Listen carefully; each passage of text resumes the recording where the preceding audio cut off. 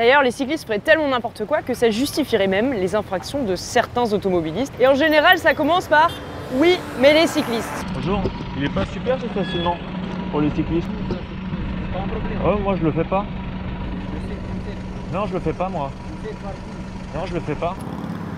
Sauf que bon d'accord, mais les cyclistes sont loin d'être les seuls à commettre des infractions au code de la route. Sauf que ces infractions de véhicules motorisés, on a été tellement habitués à les voir que ça ne nous saute même plus aux yeux.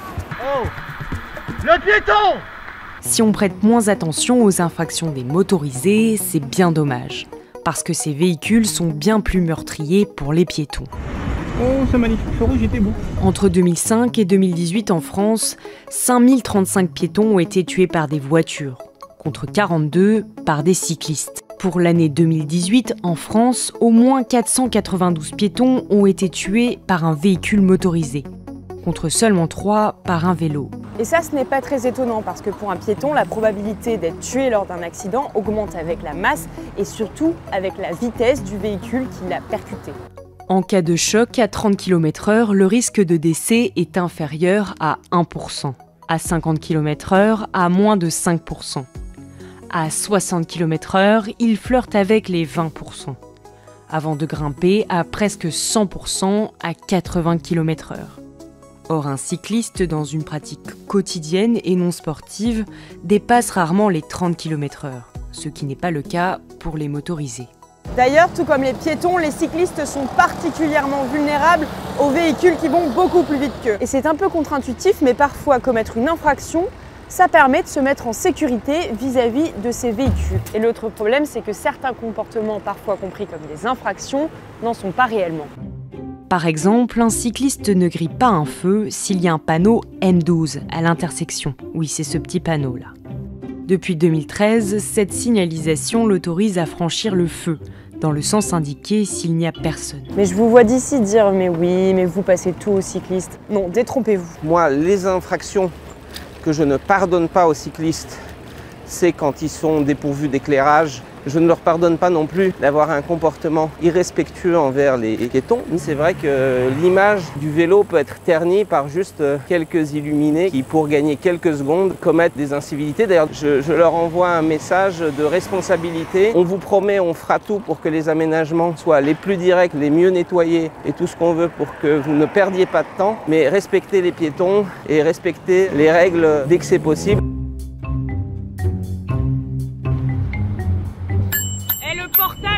Et ce serait vraiment dommage que le vélo ne soit pas apprécié parce qu'il s'agit d'un mode de transport écologique, peu encombrant, peu bruyant et très efficace en ville. Il est aussi intéressant de recontextualiser ces chiffres par rapport à d'autres modes de transport. Par exemple les deux roues motorisées qui vont à eux seuls représenter 28% des accidents alors qu'ils ne représentent que 2% de la part modale. Et par rapport à ce point du déplacement à vélo qui serait dangereux, il faut donc retenir que ce ne sont pas les trajets domicile-travail sur lesquels il y a le plus de mortalité, mais bien sur les trajets de loisirs. Et vous allez voir que ça a son importance. Vous avez aussi pu retrouver sur sécurité.gouv que globalement, plus de 60% des cyclistes sont tués ou blessés pendant qu'ils effectuaient une promenade ou un trajet de loisirs. Seuls 12% des accidents mortels ont lieu lors d'un trajet domicile-travail. Et pourtant, c'est ces déplacements-là qui sont mis en lumière par les différents médias, en indiquant que c'est ce mode de transport-là qui est le plus dangereux. Il n'y a pas non plus de distinction entre les accidents qui ont eu lieu en ville et les accidents qui ont eu lieu hors milieu urbain.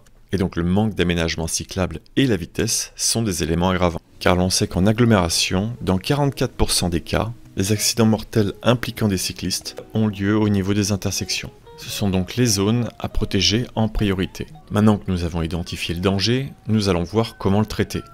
Pour cela, il existe un système principalement utilisé en industrie qui s'appelle la hiérarchie de contrôle des dangers. Ce concept permet grâce à une échelle hiérarchisée de mesurer ce danger permettant de le limiter jusqu'à le supprimer. Et ce, de la solution la plus efficace à la moins efficace. Et il est possible d'adapter cette échelle au transport terrestre. Voilà ce que ça donne.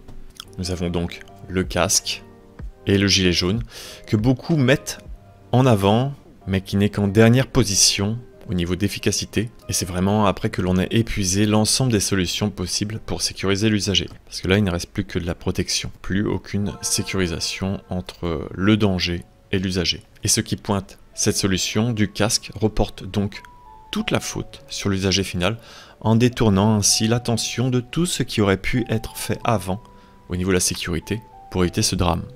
Ça n'aide pas à améliorer la sécurité des cyclistes, bien au contraire, car on occulte ce qui pourrait être amélioré pour garantir cette sécurité. Il faut donc changer d'approche pour que tous, ensemble, puissions rouler en sécurité.